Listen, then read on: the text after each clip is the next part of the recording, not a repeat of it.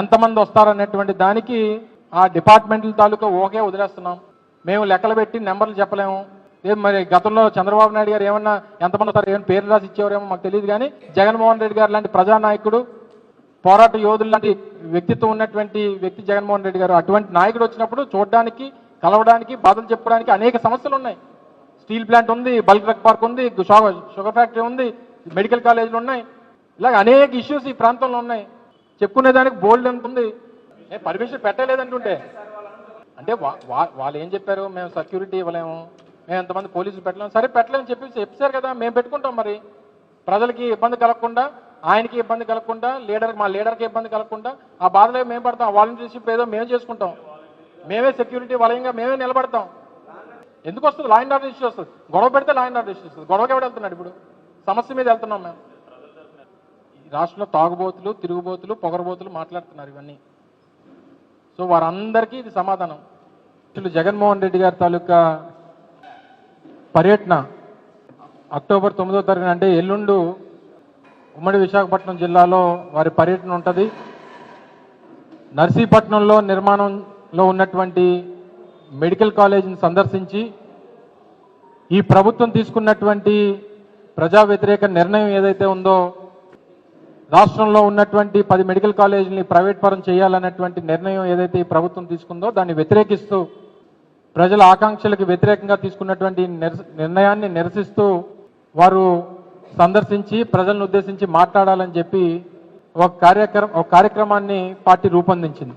దానికి సంబంధించి 4వ తారీఖు నుంచి సంబంధించినటువంటి అధికారులు, అటు విశాఖపట్నం కమిషనర్ ఆఫ్ పోలీస్ గారికి, అటు అనకాపల్లి జిల్లాకు చెందినటువంటి ఎస్పీ గారికి, ఇద్దరికి కూడా ఈ పర్యటన వివరాలని వారి దృష్టిలో పెట్టి ఇలా 9వ తారీఖున మాజీ ముఖ్యమంత్రి జగన్మోహన్ రెడ్డి గారు విచ్చేస్తా ఉన్నారు. సంబంధించినటువంటి సెక్యూరిటీ అరేంజ్మెంట్స్ అన్ని కూడా చేయాల్సిందిగా కోరుతా ఉన్నామని చెప్పి అటు వైజాగ్ సిపి గారికి అలాగే అనకాపల్లి ఎస్పీ గారికి కూడా వాళ్ళకి లేఖలు ఇవ్వడం జరిగింది. త్రూ ప్రాపర్ ఛానల్ వారు మళ్ళీ స్థానికంగా ఉన్నటువంటి ఎస్డిపిఓ నర్సీపట్నం ద్వారా లెటర్ పంపించమంటే అది కూడా పంపించడం జరిగింది. గడిచినటువంటి 2 రోజులుగా మనం లెటర్ పెట్టడం, వారు కొన్ని క్లారిఫికేషన్స్ అడగడం, మళ్ళీ మనం క్లారిఫికేషన్స్ ఇవ్వడం, మళ్ళీ నిన్న ఈవినింగ్ కూడా ఒక లెటర్ వారు రాయడం, వాటి క్లారిఫికేషన్స్ ఈరోజు ఇస్తామని చెప్పి మనం చెప్పడం కూడా జరిగింది. ఈ లోపు మధ్యాహ్నం దాదాపు 2-2:30 ప్రాంతంలో వారు ఈ లేఖను పంపించడం జరిగింది. మనం పెట్టింది పర్మిషన్ కోసం పెట్టినటువంటి దరఖాస్తు కాదు, ఇంటిమేట్ చేశాం పోలీసులకి, మీరు నెసరీ సెక్యూరిటీ అరేంజ్మెంట్ Z+ కేటగిరీలో ఉన్నటువంటి జగన్మోహన్ రెడ్డి గారికి security arrangements, necessary security arrangements చేయండి అని చెప్పి ఏదైతే ఇంటిమేట్ చేశామో దానికి మేము పర్మిషన్ ఇవ్వట్లేదు అని చెప్పి ఈరోజు మధ్యాహ్నం 2 గంటలకు చేసి ఈ లేఖ నర్సీపట్నం ఎస్డిపిఓ నుంచి ఈ లేఖ రావడం జరిగింది. జగన్మోహన్ రెడ్డి గారిని ఇక్కడి నుంచి అక్కడ తీసుకెళ్ళడానికి వేరే ఆల్టర్నేట్ రోడ్ చెప్పమనండి డిపార్ట్మెంట్ని. రెండో పాయింట్ ఏం రాస్తారు? రెండో పాయింట్లో ఏం రాశారంటే, జగన్మోహన్ రెడ్డి గారు ఈ రూట్లో వస్తున్నటువంటి క్రమంలో వేలాది మంది రోడ్ల మీదకి వచ్చేటువంటి దానికి అవకాశం కనబడతా ఉంది. అనేక జంక్షన్స్లో పెద్ద ఎత్తున జనాలు వచ్చి వారికి స్వాగతం పలికేటువంటి అవకాశం కనిపిస్తూ ఉంది. మా అంచనా ప్రకారం 65,000 మంది వస్తారన్నటువంటిది పోలీస్ డిపార్ట్మెంట్ రాసిచ్చింది. కానీ ప్రతిపక్షంలో ఉన్నటువంటి ఒక నాయకుడు ఒక పర్యటనకు వస్తూ ఉంటే 65,000 మంది వస్తారన్నటువంటిది పోలీస్ శాఖే చెప్తా ఉందనంటే ఇది జగన్మోహన్ రెడ్డి గారి మీద అభిమానంతో పాటు ఈ రాష్ట్రంలో ఉన్నటువంటి ప్రభుత్వం మీద వ్యతిరేకత అనేటువంటి విషయాన్ని కూడా గమనించమని చెప్పి కోరుతా ఉన్నా. ఈ రాష్ట్ర ప్రభుత్వం మీద, వారు తీసుకున్నటువంటి మెడికల్ కాలేజ్ ప్రైవేటీకరణ నిర్ణయం మీద ప్రజల్లో ఎంత వ్యతిరేకత ఉంది అనేటువంటి దానికి ఈ సమాధానం, వారు ఇచ్చినటువంటి ఈ లేఖలో వారి సమాధానం ఒక నిదర్శనం అనేటువంటి విషయాన్ని కూడా ఈ సందర్భంగా తెలియజేస్తా ఉన్నాం. మాకు సమయం సరిపోదు, ఇంతమంది పోలీసుని తీసుకురాలేమని అంటే మీరు ఎక్కడిచ్చారు? పోలీస్ సపోర్ట్ ఎప్పుడు ఇచ్చారు చెప్పండి గడిచినటువంటి 15 మాసాల్లో? సో మీరు ఏదైతే కాలేజ్ విజిట్ చేసి అక్కడ ప్రెస్ మీట్ పెట్టి ప్రజలను ఉద్దేశించి మాట్లాడతారని చెప్తున్నారో దానికి ఏ అబ్స్ట్రక్షన్ లేకుండా హెలికాప్టర్ మీద వస్తే పరిశీలిస్తామని చెప్తా ఉన్నారు. జగన్మోహన్ రెడ్డి గారు ఎలా రావాలో కూడా మీరు చెప్తారు. జగన్మోహన్ రెడ్డి గారికి ఈ దేశంలో ఉన్నటువంటి ప్రజాస్వామ్యం, ఈ దేశంలో ఉన్నటువంటి రాజ్యాంగం జగన్మోహన్ రెడ్డి గారికి వర్తించదా? ఆయన ఎలా రావాలో, ఏం మాట్లాడాలో, ఏం చెయ్యాలో ఇది కూడా ఈ ప్రభుత్వమే నిర్ణయిస్తుందా? టీవీకే పార్టీ అధ్యక్షులు విజయ్ గారు వారి బహిరంగ సభలో 39 మంది దగ్గర మరణించారు. అటువంటిది ఏదైనా జరగవచ్చేమో, అందుకని ఈ రోడ్ షోకి పర్మిషన్ లేదు అనేటువంటిది వారు 6వ పాయింట్గా రాశారు. చంద్రబాబు నాయుడు గారు కందుకూరు వెళ్ళి 9 మందిని చంపేసినా, లేదా మంగళగిరి వెళ్ళి 3 చంపేసినా, పుష్కరాలకు వచ్చి రాజమండ్రిలో 29 మందిని చంపేసినా, అంటే ఆయన ఏ పర్యటనకి వెళ్ళినా ఎవరినైనా చంపవచ్చు. చెప్పండి, జగన్మోహన్ రెడ్డి గారు గడిచినటువంటి 14 సంవత్సరాలుగా ఈ రాష్ట్రంలో పార్టీ స్థాపించిన దగ్గర నుంచి గతంలో ప్రతిపక్ష నాయకుడిగా, ముఖ్యమంత్రిగా, ఇప్పుడు మళ్ళీ ప్రతిపక్ష నాయకుడిగా అనేక ఈవెంట్స్ చేశాం, అనేక బహిరంగ సభలు పెట్టాం. ఒక్క ఇన్సిడెంట్ చెప్పానండి. మాకు మా పర్యటన, మా కార్యక్రమాలు ఎంత ముఖ్యమో ఆ కార్యక్రమాలకు వచ్చేటువంటి ప్రజలు, మా పార్టీ కార్యకర్తలు, మా అభిమానులు కూడా మాకు అంతే ముఖ్యం. మీకున్నటువంటి జాగ్రత్తల కన్నా మాకు ఇంకా ఎక్కువ జాగ్రత్తలు తీసుకుంటాం మేము. చంద్రబాబు నాయుడు గారు ప్రతిపక్ష నాయకుడిగా ఉన్నప్పుడు ఇంతమందిని పొట్టన పెట్టుకొని, ముఖ్యమంత్రిగా ఉన్నప్పుడు పొట్టన పెట్టుకొని, అయినప్పటికీ కందుకూరులో ఇన్సిడెంట్ అయినప్పటికీ ఎక్కడ ఇన్సిడెంట్ బేస్ చేసుకొని మనం ఏదో రాజకీయం చేస్తున్నాం అనేటువంటి ఉద్దేశంతో అనుకుంటారని ఆ రోజు మా ప్రభుత్వం పర్మిషన్స్ ఇచ్చింది, జాగ్రత్తలు తీసుకోమని చెప్పాం. అయినా సరే జాగ్రత్తలు తీసుకున్నటువంటి పరిస్థితులు లేవు ఆ రోజు. ఒకవేళ ఇదే జరిగితే రేపు రాజమండ్రి పుష్కరాలు మళ్ళీ ఉన్నాయి. రేపు 2027 2027లో పుష్కరాలు ఉన్నాయి. ఎలా మానిమనండి చంద్రబాబు నాయుడు గారిని. మళ్ళీ అక్కడ కూడా తొక్కిసలాట అయిపోద్ది. ఏదైనా గతంలో నేను ఒక 29 మంది చంపేశాను, మళ్ళీ నేను వెళ్తే మళ్ళీ చచ్చిపోతారు, మళ్ళీ నా షూటింగ్ కోసం, నా డైరెక్షన్ కోసం, నా వీడియోల కోసం, నా రీల్స్ కోసం, నేను నా పబ్లిసిటీ కోసం వెళ్తే మళ్ళీ ప్రజలు చచ్చిపోతారేమో, నేను వెళ్ళడం మానేస్తానని చెప్పి స్టేట్మెంట్ ఇవ్వమని చంద్రబాబు నాయుడు గారు. ఈరోజు వైఎస్ఆర్సీపీ ముఖ్య నేతలు ఈరోజు ఒక డెసిషన్కి వచ్చారు. అది ఏంటంటే మెడికల్ కాలేజ్ ప్రైవేటైజేషన్ అని వాళ్ళు అంటున్నారు. ప్రైవేటైజేషన్ పైన ప్రతి ఊర్లో రచ్చబండ కార్యక్రమాలంట, ధర్నాలంట పెద్ద ఎత్తున, అలాగే 1,000 సంతకాల సేకరణ అంట. మరి వీళ్ళు ఎక్కడ, ఎవరి దగ్గర నుంచి సంతకాలు సేకరణ చేస్తారు? ఊర్లలో, పల్లెలలో రచ్చబండ కార్యక్రమాలు మెడికల్ కాలేజ్ ప్రైవేటైజేషన్ పైన పెడతారంట. మరి ఆ గుంపులో, ఈ ముఖ్య నాయకుల గుంపులో అందరూ చదువుకున్న వాళ్ళలానే కనిపిస్తున్నారు. మరి వీళ్ళు చదువుకున్నారా లేకపోతే మరి ఏమో అర్థం కావడం లేదు. కానీ అసలు ప్రైవేటైజేషన్ కి, పబ్లిక్ ప్రైవేట్ పార్ట్నర్షిప్ కి కూడా తేడా తెలియని నాయకులు వీళ్ళు. నేను ఒకటే ప్రశ్న జగన్ గారిని, నిజంగా మీకు మెడికల్ కాలేజీల పైన మీకు అంత ప్రేమ ఉండుంటే దాదాపు 17 మెడికల్ కాలేజు 5 సంవత్సరాల కాలంలో శాంక్షన్ అయింది. దాని ఖర్చు విలువ 8,040 కోట్ల రూపాయలతో ఖర్చు పెడితే పూర్తవుతుంది. కేంద్ర ప్రభుత్వము 1,451 కోట్ల రూపాయలు శాంక్షన్ చేసింది. అట్లాగే 700 కోట్లు పీజీ విద్యకు శాంక్షన్ చేసింది. మరి రాష్ట్ర ప్రభుత్వ వాటా కూడా ఉంటుంది దీంట్లో. 1 రూపాయి కూడా ఖర్చు పెట్టింది రాష్ట్ర వాటా. అట్లాగే 700 కోట్లు ఏవైతే పీజీకి సంబంధించిన దీనికి ఇచ్చారో కేంద్రము, మరి దాన్ని మొత్తము డైవర్ట్ చేశారు.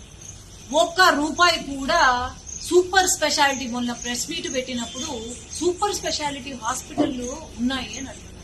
ఏది ఒక్క సూపర్ స్పెషాలిటీ హాస్పిటల్ చూపించమనండి. ఈనాడు వైద్యం గురించి మాట్లాడుతున్నారు. అసలు మెడికల్ కాలేజెస్, ప్రతి జిల్లాకి ఒక మెడికల్ కాలేజ్ అవసరము అని చెప్పి దాదాపు 19 మెడికల్ కాలేజ్ ఉమ్మడి రాష్ట్రంగా ఉన్నప్పుడు 1995 నుండి అట్లాగే 2004 లోపల 19 మెడికల్ కాలేజెస్ తెచ్చింది తెలుగుదేశం పార్టీ. అట్లాగే గవర్నమెంట్ ప్రభుత్వ మెడికల్ కాలేజెస్ దాదాపు 6 తీసుకొచ్చింది తెలుగుదేశం. ఈరోజు నిమ్స్ కానీ, స్విమ్స్ కానీ, బర్డ్స్ కానీ, అట్లాగే టాటా క్యాన్సర్ హాస్పిటల్ కానీ, బసవతారకం క్యాన్సర్ హాస్పిటల్ కానీ, సూపర్ స్పెషాలిటీ హాస్పిటల్స్ ఏవైతే ఉన్నాయో తీసుకొచ్చింది తెలుగుదేశం పార్టీ. మరి మీరు 5 సంవత్సరాల్లో మేము పూర్తి చేసినాము అని అంటున్నారు. మీరు పూర్తి చేసింది ఏంటి? ఎక్కడ పోయి ధర్నాలు చేస్తారు? మీరు కట్టిన బేస్ మఠాలు లేకపోతే స్తంభాల పైన కూర్చొని ధర్నాలు చేస్తారా? నాకు అర్థం కావాలి. ప్రైవేటైజేషన్ గురించి వీళ్ళు మాట్లాడుతున్నారు. ఆనాడు దాదాపు 50% సీట్లు ఏవైతే ఉన్నాయో గవర్నమెంట్ కాలేజెస్ లో NRI quota, self finance quota కింద 50% ₹1,00,00,000 లేదంటే 40 లక్షలు కట్టాల్సిన అవసరం ఉంది. మరి మీరా మాట్లాడుతున్నారు ప్రైవేటైజేషన్ గురించి? సీట్లలో ప్రైవేటైజేషన్ చేసింది మీరు. జీవో 107, 108, 133 జీవోలు నేను గుర్తు చేయాల్సిన అవసరం లేదు.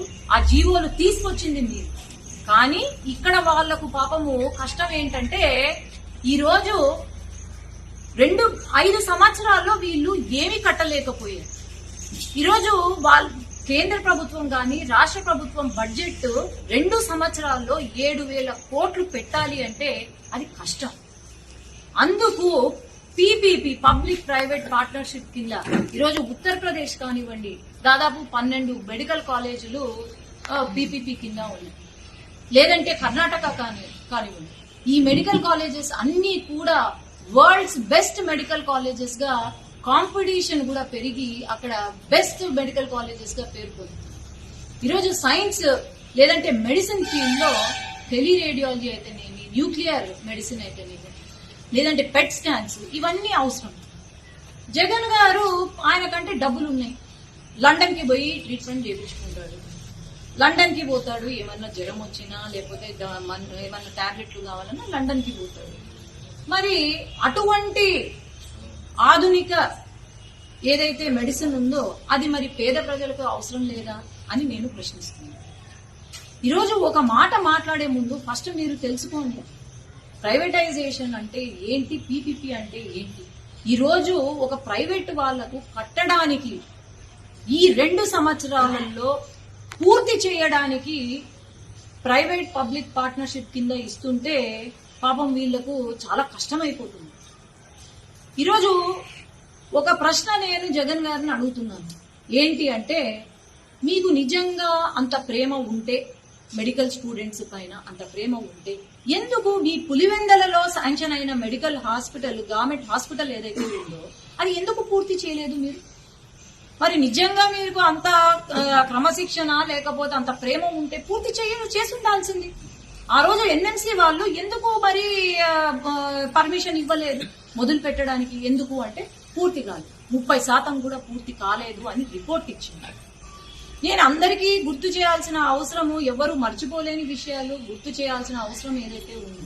ఎందుకు అంటే కరోనా సమయంలో మరి ఆనాడు ముఖ్యమంత్రి జగన్ గారు అందరికీ తెలుసు ఏమన్నారు, లోకల్ బాడీ ఎలక్షన్ పెట్టాలనుకొని బ్లీచింగ్ పౌడరు, పారాసెటమాల్ వేసుకుంటే సరిపోతుంది, కోవిడ్ మాయమైపోతుంది అని ఆనాడు చెప్పి ఈ రోజు సిఆర్ఎస్ స్టాటిస్టిక్స్ ప్రకారము మన రాష్ట్రంలో ఆనాడు కోవిడ్ కి 1,00,000 మంది చనిపోయారు.